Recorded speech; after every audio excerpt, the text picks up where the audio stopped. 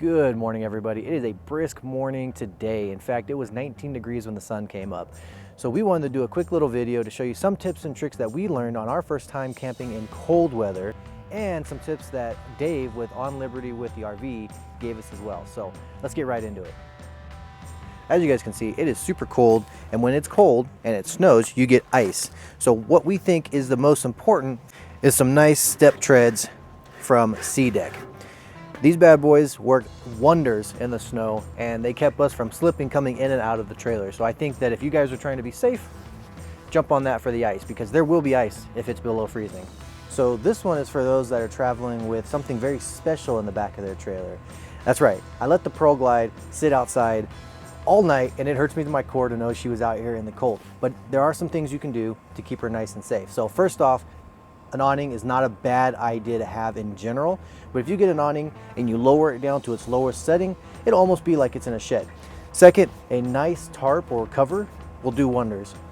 And third, probably the most important, I probably should have started with this one, a battery tender. So if you're gonna have your bike out below 30 degrees, it's gonna lose some charge in that battery, and the last thing you want is to get up to ride in the morning or to pack it back up in your trailer and it's dead. So those are my three things: awning, good cover, and a battery tender.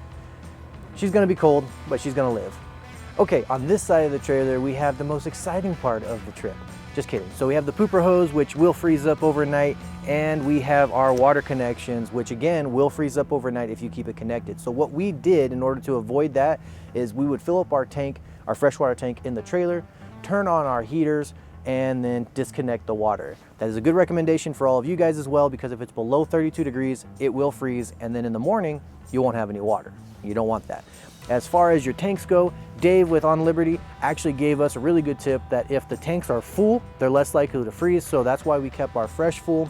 As far as the other three tanks, we did dump that every night. It was not necessarily that we had to, but I didn't want to run into a situation where it was frozen the next morning. So that's our tips for this side. And I feel like we should add this in there as well. So Dave recommended that we actually get a heated water hose, and then we wouldn't have to disconnect our hose every night. And that is the better tip if you're going to be staying in cold weather. However, in our case, we were only up here for a week, and I wasn't going to spend the money on that. So it's going to be cold, so you're going to want to use your heater and also your fireplace at the same time. But here's a tip from Dave. Make sure that this furnace is the same temperature as your fireplace, because this furnace actually warms up the underbelly of our trailer and warms up all the lines to prevent it from freezing. If you have your fireplace temperature higher than your furnace, then it won't turn on.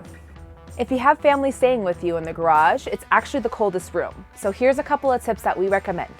We like to use the rug that we laid on the floor to help keep the floor warm. We use a space heater in here as well to keep the temperature nice and toasty. We also have these curtains here to block off the door, and also a nice fleece blanket. In our rig, we have the tankless water heater. So we noticed in the colder temperature while using our freshwater tank with our water pump, it struggled just a little bit, but don't fear, it will definitely warm up. So those are our tips for cold weather camping. Again, we're not professionals, but we figured it out as we went. Yeah. We'll catch you later.